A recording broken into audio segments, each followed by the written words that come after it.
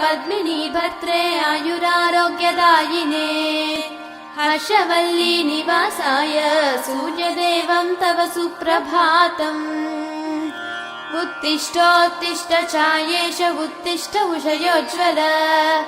उत्तिष्ठ पद्मिनी कान्त लोकानां मङ्गलं कुरु मातः समस्त जगतां मधुकैटभारेः सव्येतराक्षी परितोषिणि पद्मनीड्ये नाथानुबद्ध भुवनावनबद्ध दीक्षे प्रत्यक्ष दैवतरमे तव सुप्रभातम् ध्याये किलाश्रित वरप्रद कल्पकल्पे